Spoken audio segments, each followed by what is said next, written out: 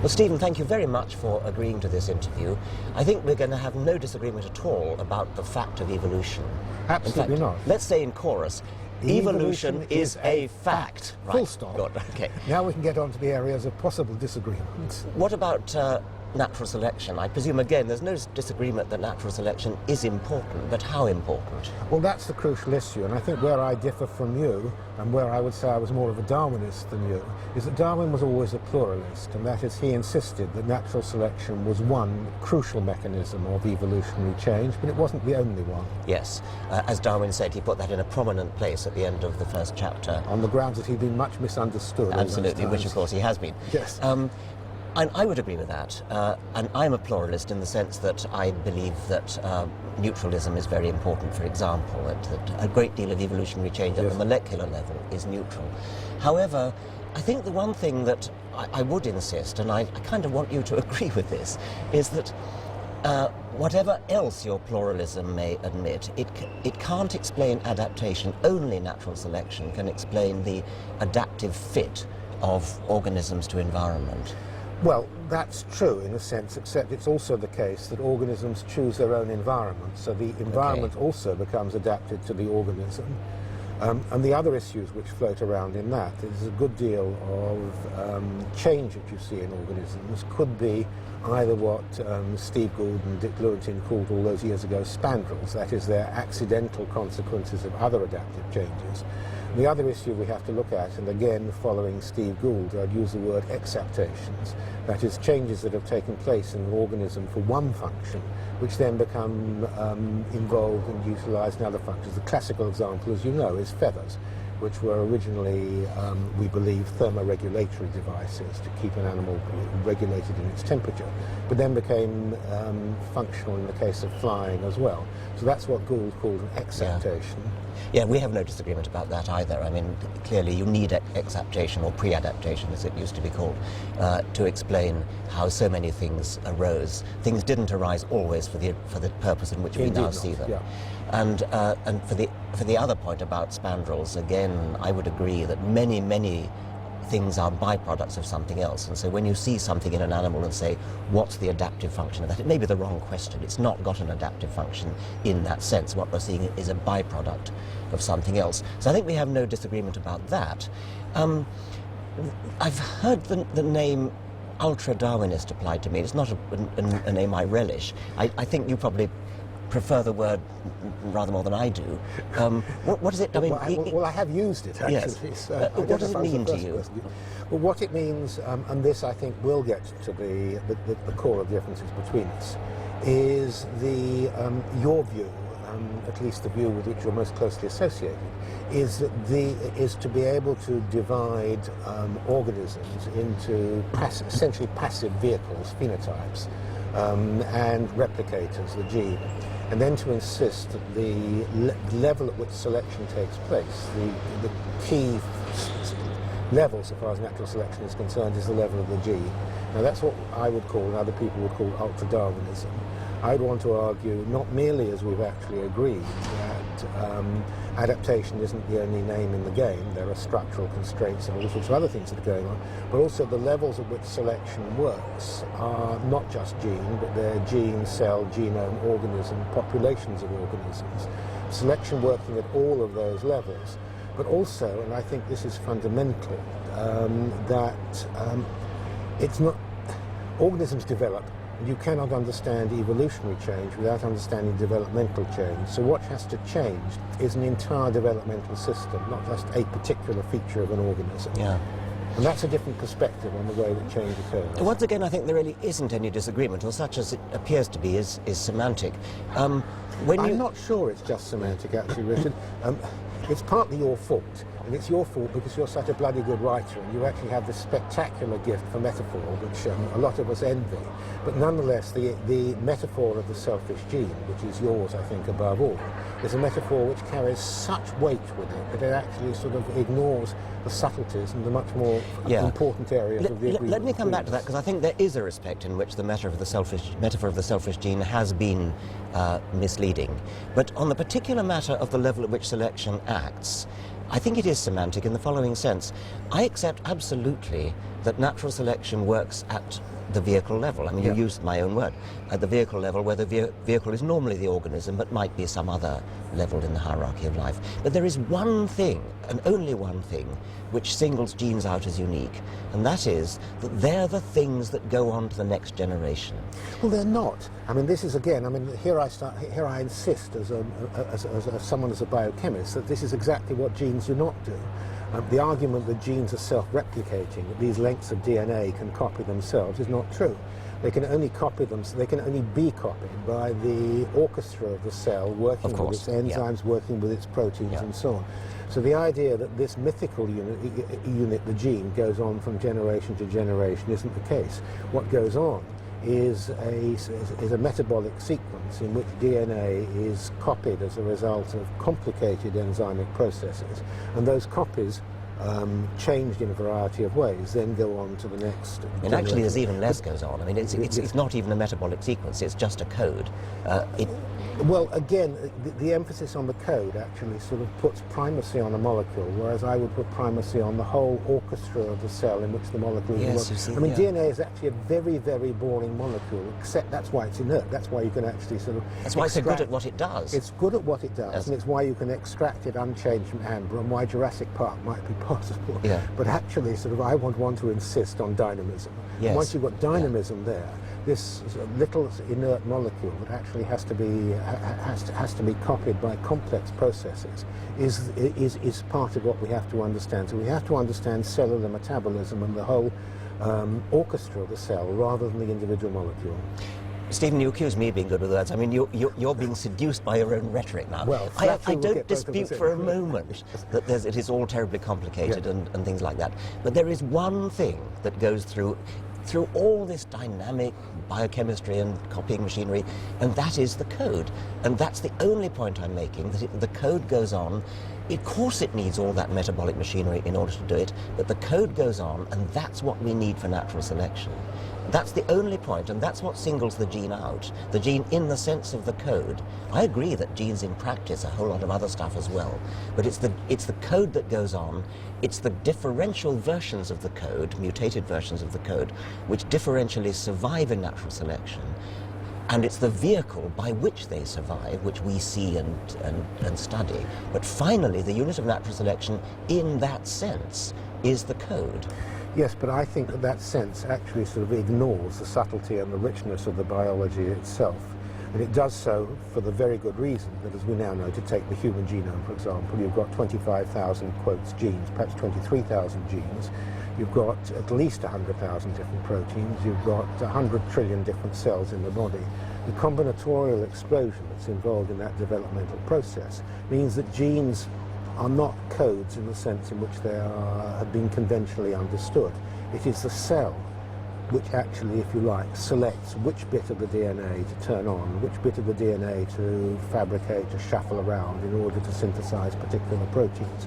And so, generation by generation, what changes is not just, as it were, this particular piece of DNA and this particular substituted base within it, but the entire regulatory processes within the cell which make that pattern of selections. And it's that richness, I think, which is lost by your metaphor of the vehicle, which implies it's simply passive.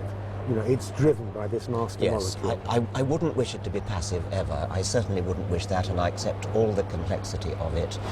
But when you ask what is it that changes in frequency, it is alleles in gene pools that changes in frequency. How they do it, all the complexity of the means by which they do it, I think that's part of the phenotype.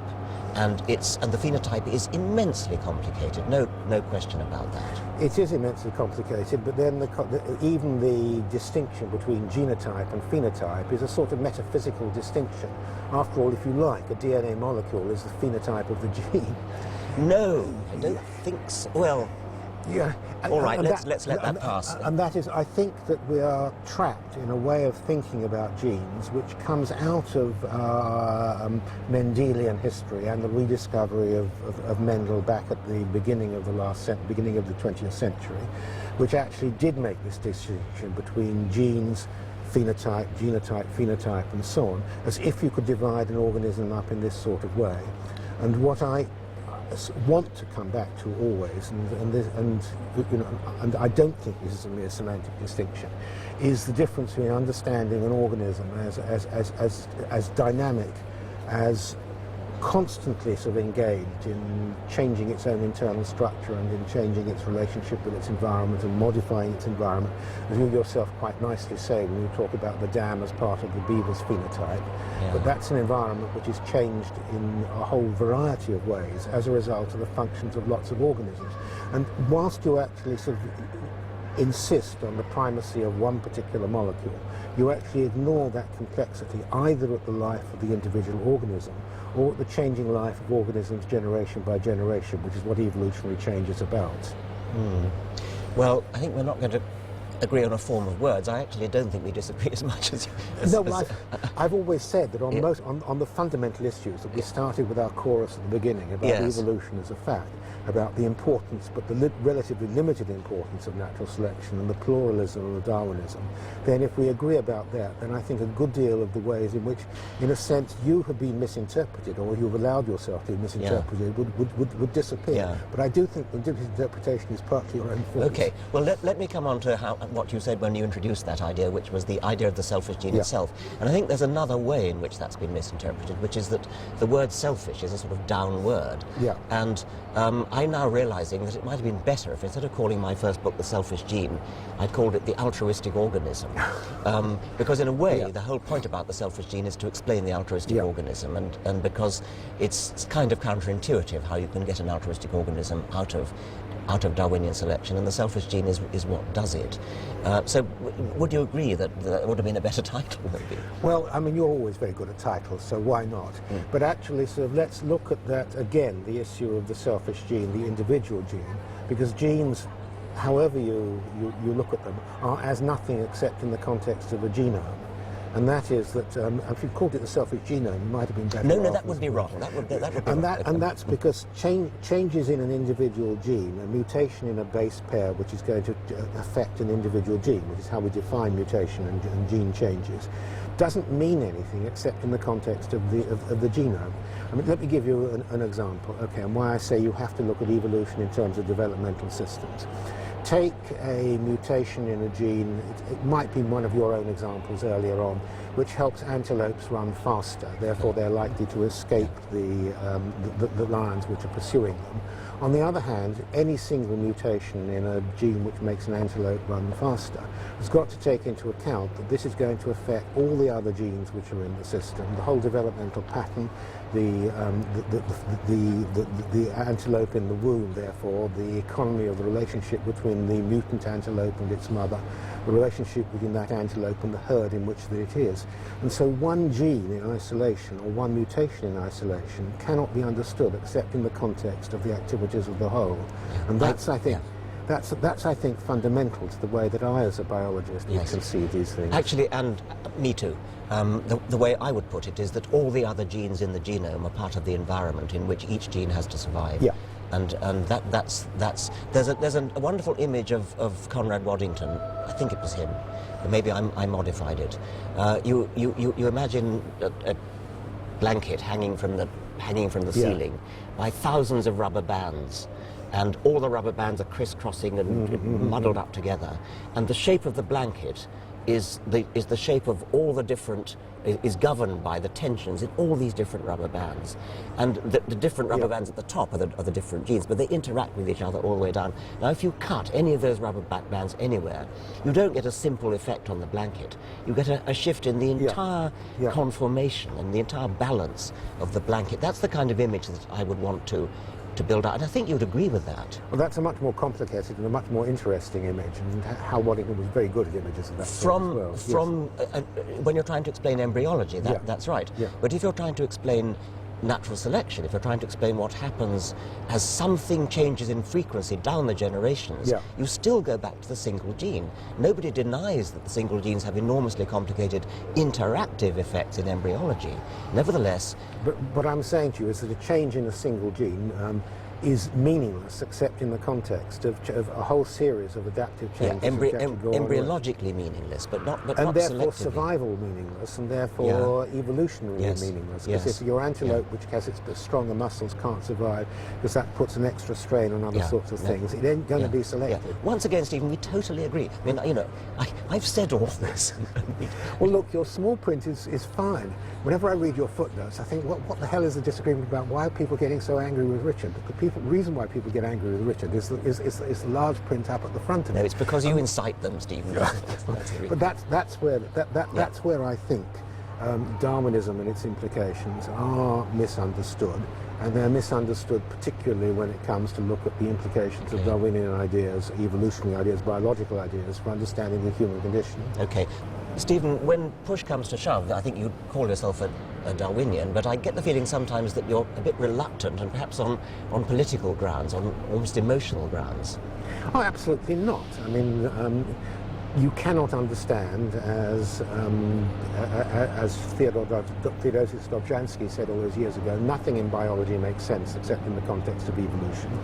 And this was Darwin's great contribution, as was the theory of natural selection as a key part of evolutionary mechanisms. So every biologist has to be a Darwinian in that sense by definition. But where I would disagree with Dobzhansky is the statement that in order to understand anything in biology, you have to not just to understand evolution, but you actually have to understand development. And where it comes to the human condition, I think you actually have to understand all sorts of history, culture, technology, and indeed the ways as humans we actually sort of change our own lives in most interesting sorts of manners. Okay. Do you understand why it is that in Soviet Russia there was a kind of hostility to, well, at least Mendelism? Well, there's a long and complicated history about that because, of course, in the 1920s, at the beginning of the period of high Marxism in the Soviet Union, there was a great deal of enthusiasm certainly for Darwin and also for Mendel. I mean, and some of the key developments that took place in the 1920s and the 1930s, people, contributors like Vavilov, contributors like Vygotsky and so on, to understanding the implications of Darwinism, I think were tremendously important. Then, of course, came Stalin, stamping down on the whole bloody thing, and an attack on what they saw as the mystical elements within what they called Mendel-Morganism.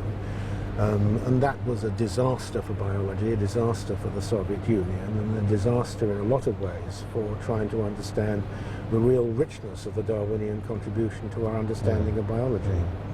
Do you understand why it was that some really quite distinguished British geneticists sort of went along with Lysenko at the time? Well, I think that there's only, well, there are a few examples of distinguished geneticists who went along with Lysenko, and some of them went along simply out of loyalty to the Communist Party. Desmond Bernal, the crystallographer, was very clear about that. He insisted that at this stage the world is divided into two camps. Neither you're for the Soviet Union in all its Stalinist form, or you're against it. Other biologists went along with the critique of what they call Mendel-Morganism for a variety of reasons, because they couldn't then understand how it was that adaptive change could actually occur in the way that it did. It comes back to the issue about whether you give primacy to the gene or you give primacy to the organism and its environment. Some very interesting writings by people like Hyman Levy, and even in fact Haldane, who left the Communist Party over his critique of Lysenko at that point, actually sort of tried to understand what it was that was going on in this particular very complicated debate. And a debate which was disastrous, of course, for the development of genetics in the Soviet Union. The very famous 1948 convention, which discussed Lysenko's attempt. The situation in biological science today. Indeed. Which ended with Lysenko revealing to the world that Comrade Stalin actually sort of approved of his view of the world, collapse of almost everyone, and the real abdication of quite a lot of the geneticists. Yeah. It was a horrific situation. And of course the destruction of the seed crops in the Soviet Union, the destruction of Vavilov's great genetic collection was a complete disaster. It reminds me of the sort of religious zeal that one's seen throughout history. It's as though science was out of the window, and Yeah. the only thing that mattered was, in this case, the party line, which in another century would have been called the papal line. In some senses, I think what mattered also was the disastrous state of the Soviet agricultural economy and the suggestion that here was this guy Lysenko who came along and said, Sort of look, saviour, I can change all this. Yeah. All we have to do is to is to manipulate our wheat germ in different sorts of ways, and suddenly we will produce new species, or at least ones that will crop earlier, so-called vernalization. But that's an episode which I think was disastrous in the history, not just of science in the Soviet Union, not just as an episode in Stalinism and party authoritarianism, but it was actually very bad for the whole way in which genetics developed in the West as well, because the response to this in the West was to turn your back on this complexity on the grounds that actually to concede that there was complexity there, would actually sort of make life a great deal harder, and actually sort of in the Cold War period, it almost produced the antithesis of what Lysenko did. Yeah. And I think that was a horrific episode. But I don't think, I mean, it's a historically significant episode. But and maybe in the same way as the whole history of eugenics and the whole history of Nazism colours our view of the checkered history of genetics in the 20th century, which is actually a sort of fairly tough history in a lot of ways. I don't think that should distract us from trying to understand what are the complexities of what a genetic perspective can offer us now in terms of understanding the human condition or politics. I suppose somebody might somewhat mischievously suggest that your rhetoric about the complexity of interaction between genes and environment and things would have gone down rather well with Lysenko. I mean, in some ways, the Mendelist Morganists had a rather simpler view. They did have a simple view, and Lysenko had a simple view. I think if one's insisting on complexity, and one's insisting on the need to transcend, to go beyond the rather crude dichotomy of genes and environment, I doubt that would have gone down very well in the Soviet Union either. I'm not sure whether I have ended up in a camp like Vavilov, but anyhow, I don't think either of us would survive too long. I think you'd have been shot first and me slightly later, probably, Stephen. That depends on how prepared you are. There's a popular catchphrase, genes for this and genes for that, and what's your feeling about that kind of language? I think it's a mystification of the way that the genes actually work. There aren't genes for anything in that particular sense, in terms of a whole organism. Any one gene, any one bit of DNA is pleiotropic, that is, it has multiple effects in multiple systems, and any aspect of the way that we are, from the colour of our eyes to the way that we behave, is the result of a very complex interplay of many, many genes with the environment during all of our development. That's why I insist on development. If you think in terms of a human, with our 23,000 genes, with our 100,000 proteins, with our 100 trillion different cells in the body, with all the extraordinary combination of possibilities of connections between different cells in the brain, it's quite clear that genes don't in that sense code for any aspect of a phenotype as individuals. What they do is contribute to the development of the individual, and that's the way it has to be understood. Of course, what geneticists actually study is variation, and they, as it were, statistically wipe out all that complexity by saying that despite all the complexity, this population of people has blue eyes and that population has brown eyes, or whatever it might be, and the difference between this population and that population can really be a single gene difference, and that actually is what geneticists do. I mean, Mendel's peas, the curly peas and the smooth peas, of course there were hundreds of genes operating on those peas, but the difference between these and those was just one gene. Of course, except that I would correct you in one sense, and that is it is not between one population and another. The whole way in which you can study variation is within a... I didn't mean population, I meant in the statistical sense, this group of peas and that group of peas. Okay, so if we want to know why the colour of your eyes differs from the colour of my eyes, as it does slightly, I think, actually, then you might look at differences in our genes, which would be one reason why they would be there. And certainly there are single gene differences which will account for differences between blue and brown eyes. But to construct a blue eye rather than constructing a brown eye requires a very large number of different genes. No question. Yeah. And that's, I think, where the mystification actually arises. So it's a difference between understanding the reasons for variations and understanding the reasons for causes in those variations. Yeah. We don't disagree about that. I mean, back to the antelope again. Yeah. it could very well be that the reason why one antelope runs faster than another is a single gene. It probably isn't. But no matter that, the number of genes that go to make antelope muscles and bones and ligaments and things is very, very large and interacting. Nevertheless, it is certainly possible that a single gene difference could The reason why one antelope may run faster than another is only relevant in the context of a particular gene in a particular context. And if you ignore the context, you speak about genes for, and that's where gene talk becomes so, I think, sort of so problematic. Not just in the general culture, but even amongst sort of biologists themselves. And there's a huge difference, I think, between you and I in terms of our respective formations as biologists, because you start as a zoologist and as an evolutionary theorist. I start as a biochemist. Yeah. And you can see that very clearly in the way that your genes, in your own writing, become sort of theoretical genes.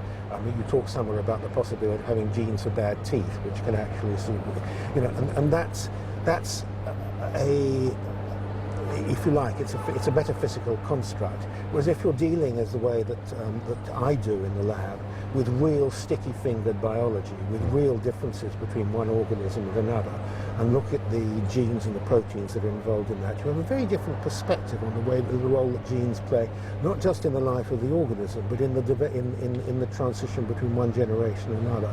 So this is, I think, why biologists talk in different sorts of ways, and where you've, in a sense, fallen into computer models and abstractions in a way that I don't think that if you'd stayed in the lab, you'd have been able to do. No, that's probably right. But I mean, the difference is a very, very powerful thing. I mean, you couldn't do genetics unless you. Well, that's the problem with the whole century and a half's history of genetics, and it really became a crisis at the beginning of the last century when genetics and development went in two separate ways.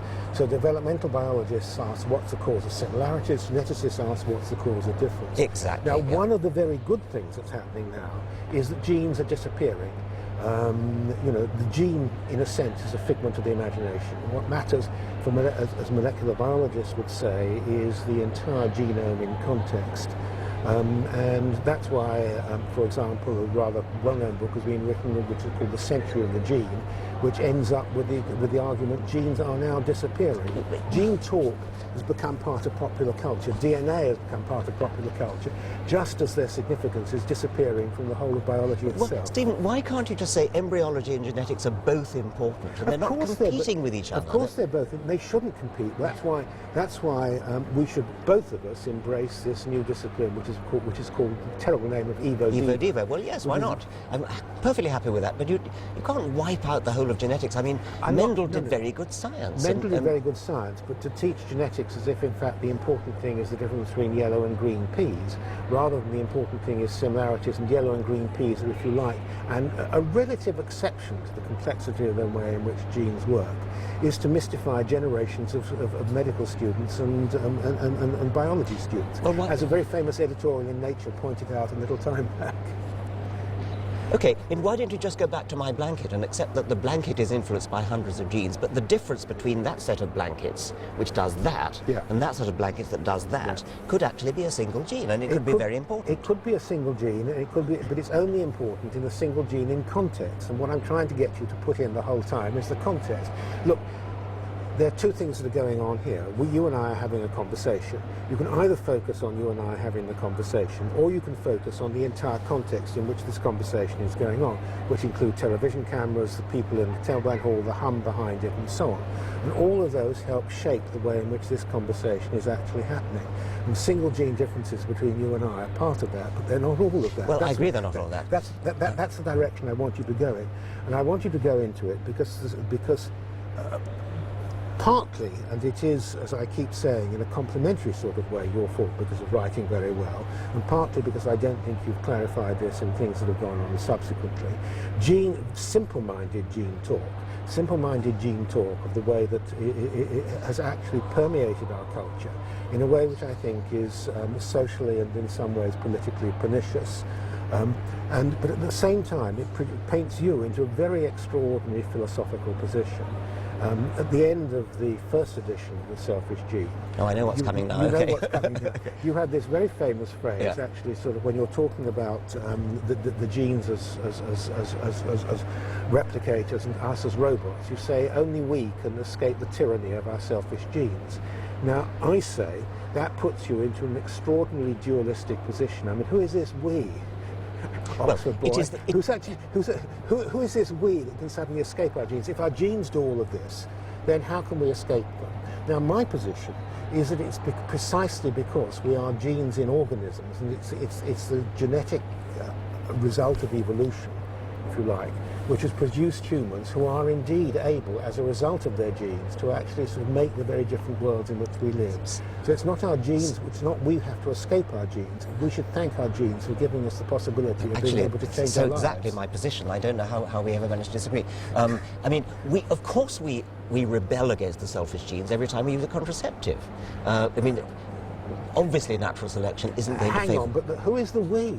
I mean, It's the brain. It's the big brains. It's the psychology. It's the... Yeah, but the brains aren't somehow separate from our genes. No, they're produced by evolution under the influence of natural selection. That's why we've got big brains, because of natural selection. Yes, it's a very good reason. And our big brains have taken off and gone beyond the tyranny of the selfish genes, and we now rebel against them by using contraceptives, by wasting our time doing philosophy and mathematics and science instead of just getting on with procreating. All sorts of ways in which we obviously So we have genes which enable us to rebel against genes. Indirectly, as you were so fond of saying, via the complexity of embryology, they produce big brains, and it's the big brains that are rebelling. But the big brains themselves are the product of natural selection of genes, yes. Of course they're the product of natural selection, and therefore we are the product of natural selection. And you're, as it were, sort of somehow cutting yourself loose from that, I think produces you in what, in philosophical terms, we regard as a classical dualist position, in which you have somewhere the free will to do something which isn't shaped by our biology. The implication and of our that would be that only a dualist can use a contraceptive. I mean, it's I like that, but I don't think it's quite true, because we're none of us entirely consistent in our behaviour. Well, okay. But I mean, coming back to the gene talk thing, the moment you talk about genes for intelligence, the moment you talk about, as if intelligence wasn't immensely complicated, in which genes, of course, have a part to play. After all, part of intelligent behaviour involves using eyesight, using sense organs, and genetic variation, which can diminish our eyesight, actually is going to diminish our intelligence in that sort of sense, and equally round. To argue that you can actually take genes out of that context doesn't make any sense at all. But to talk about genes for intelligence or genes for IQ is the sort of talk which is problematic. Now, also, where I think it becomes very problematic, and I'd be interested to know in your position on this, is in the way that evolutionary psychology has taken off.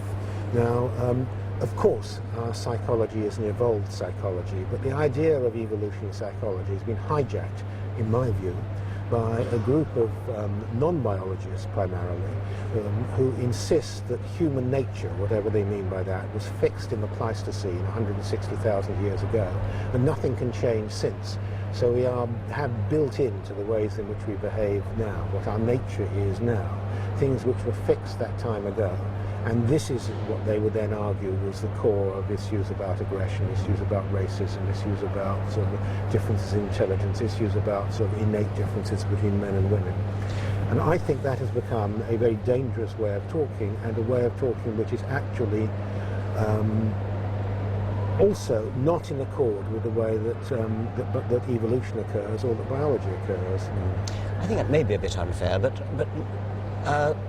let me put it to you in the form of a question. Would you agree with me that if we were some sort of malevolent dictator, we could artificially select humans over a period of centuries for some kind of mental ability? I mean, musical ability, mathematical ability, for ability to solve particular puzzles, that kind of thing.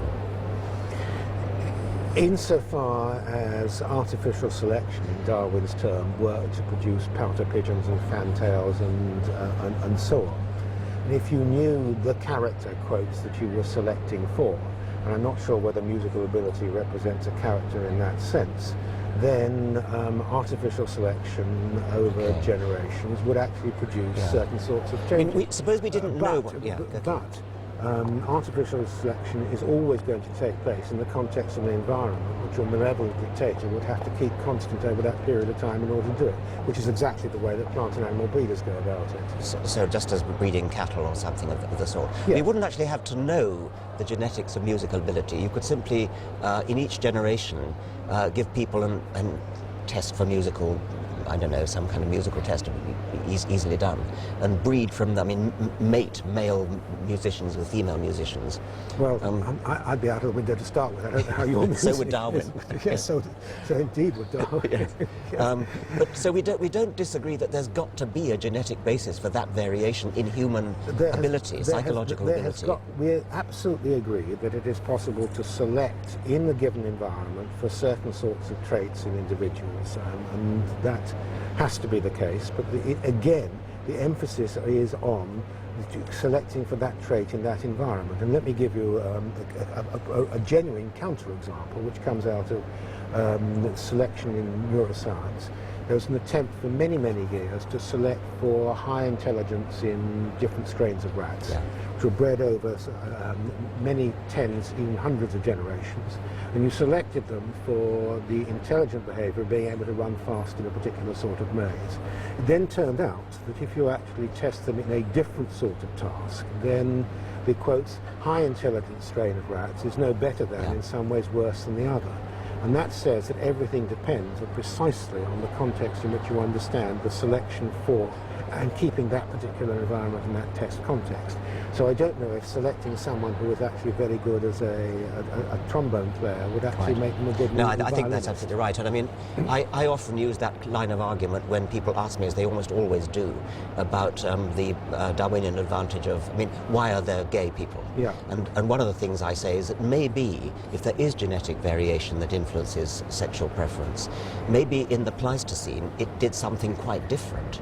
So what we're talking about is, if we're going to use the language of a gene for X, in those days it was a gene for something quite different. Because the environment has changed, for example, we switched from breastfeeding to bottle feeding or something, it's now no longer a gene for whatever it was then, it's now become a gene for being gay, using it in the sense of a gene that influences variation.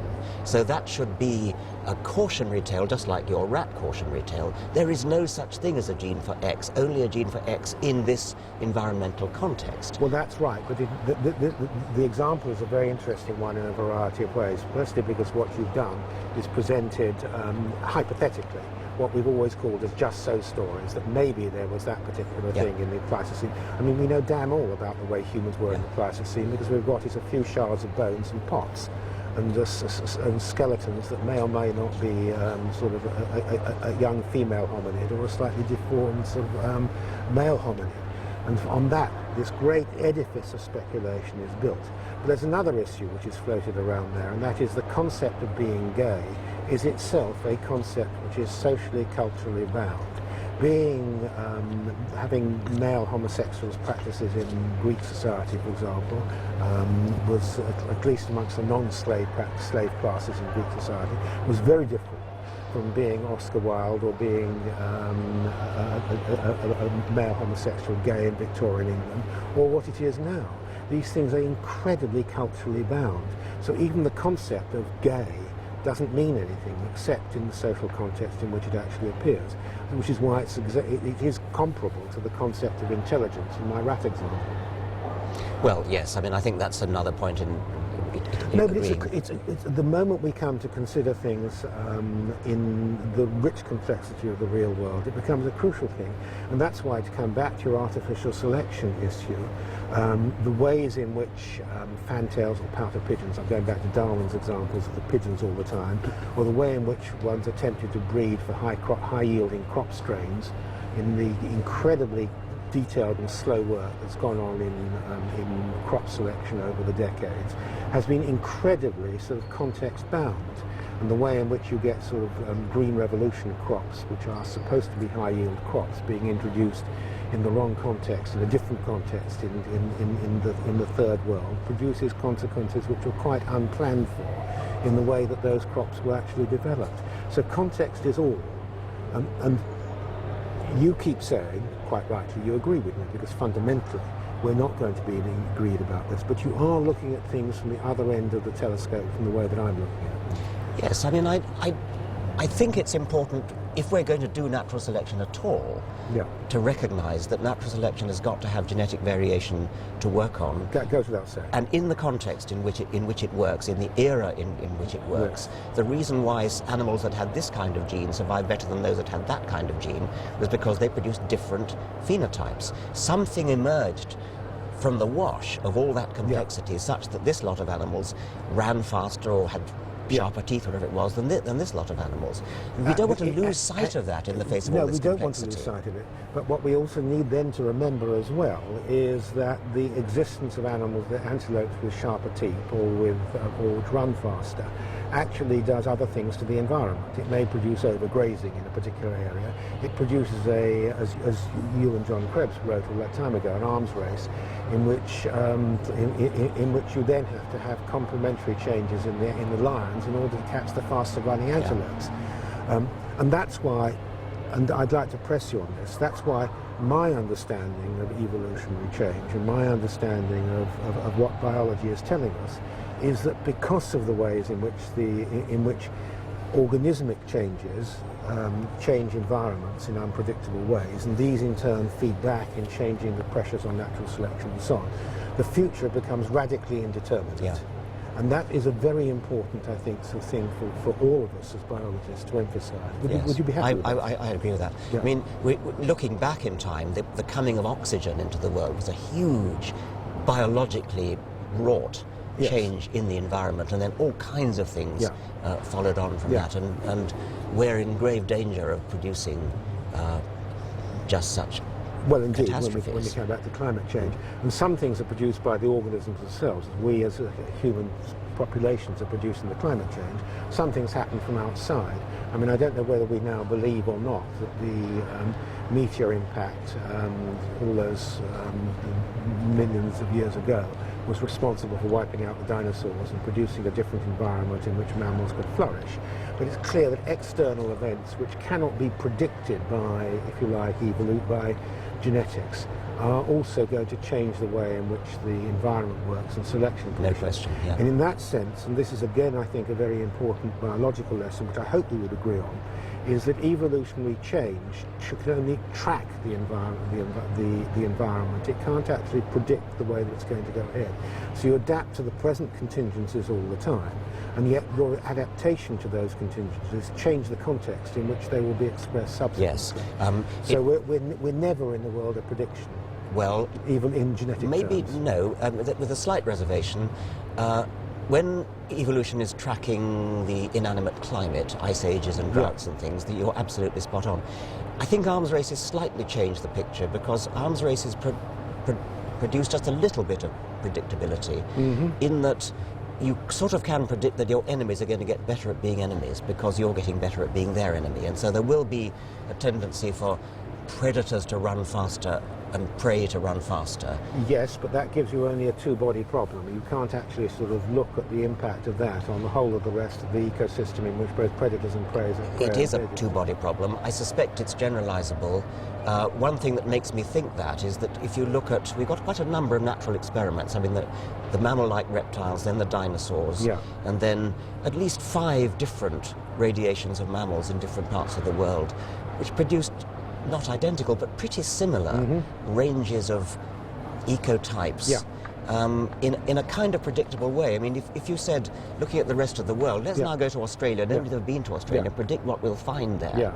We'd have done a pretty good job of predicting it. I mean, I think the other thing that you could, as it were, retrospectively predict is the moment you have an evolutionary line which leads to, which involves brains, then brains are going to get bigger and bigger. Right. Because then, as it were, what leads to that sort of evolution success is enhanced smartness. Yes. Until we get over smart, which some people would say that we were as humans now. And there's something about smartness that feeds on itself, and you get into a self-reinforcing loop. So once you're in, I mean, whatever were the contingencies which actually sort of produced nervous systems, and then sort of nervous systems which were concentrated in frontal ganglia and then turned into brains, was actually inevitably going to, along that line, actually sort of enhance the development of the brain. That's a very interesting point. That's right. On the other hand, the assumption that the brains are the most successful way to go in the world. Oh, that's another matter entirely.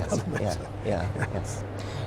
On the question of evolutionary psychology, I think you're right that it's perhaps been a bit overdone. But let me try and sort of put the case as best I can, agreeing with you that you can't actually say that what goes on in the Pleistocene is immediately relevant to today.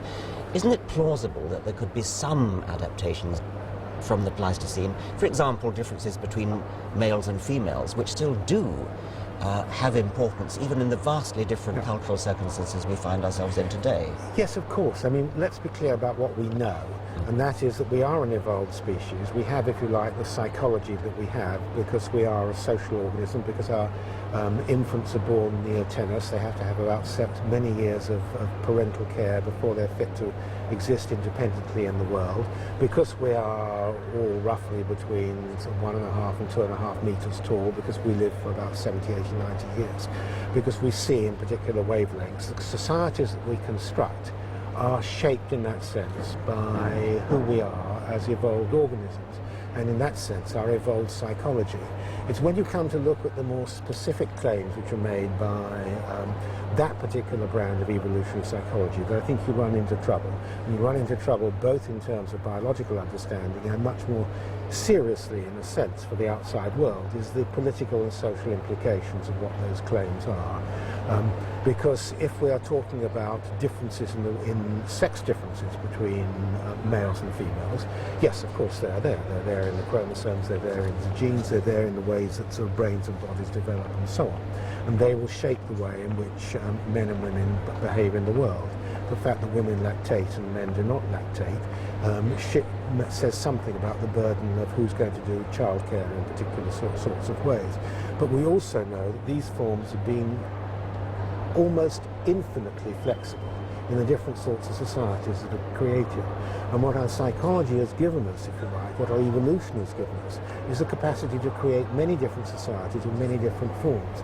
And what I object to about evolutionary psychology is that they look, if you like, at the particular lifestyle of what I would say was Californian bourgeois middle-class people in the 1950s and 1960s, project it back into the Pleistocene and say men and women have to have lived in this sort of way in California now, and that's therefore because they must have been adapted for that in the Pleistocene. And that's what I call Flintstone psychology. Yeah. And that seems to me to the problem. We don't know the answers to those questions. What we do know is that even in your and my lifetime, we have seen huge differences in the relationships between men and women, huge differences in the way that we relate to others as sexual partners, as lovers, in society itself. And those differences are all, if you like, entailed or made possible by our genes. But none of those differences are actually fixed in the ways that we actually behave. So if you look at what are the relatively trivial differences that are picked up in sort of standard psychology tests between the way that men and women do maths, or which bits of the brain that you use. We did an experiment 2 or 3 years ago looking at supermarket choices and imaging brain processes in which people making supermarket choices. And we looked at differences between men and women. And sure enough, the men and the women, different bits of their brain lit up on average between this group of males and this group of females while they were making supermarket choices. But the amount of time that they took and the choices that they made were not actually so distinguishable at all. Yeah. The outcomes were the same. Yes. So biological differences don't necessarily project onto social differences or behavioural differences. Yeah. And what I really object to is people making decisions on the basis of supposed differences. And like, you know, we need a woman to do this job because women are better at doing this, or we need a man to do this job. I mean, that's what I really object to. I want people to be given jobs on the basis of their abilities. And if it so happens that men are more likely to get one kind of job or women another, that's fine. But I fear that... We'd all like that, but we also know that we live in a profoundly sexist society in which it is taken for granted that the overwhelming number of conversations of this sort will be made between two sort of alpha or ex-alpha males. And if you look down at the PAs and the research assistants in a television crew which is making it, they are, in my experience, more likely to be women than men. And we do know that that's the shape of the society in which we live in at the moment. And that is a shape which is actually, if you like, blessed by the claims of evolutionary psychology. Well, I mean, I think that if you nail your colours to the mast of there aren't any differences, then you're a hostage to fortune. That's not what I'm doing. No, but what I'm nailing my colours to the mast of saying is that differences emerge as a result not just of genes, but of complexity and of history and society and culture, and it is almost impossible to disentangle these in any real-life situation. It's just about possible in the confined context of a laboratory.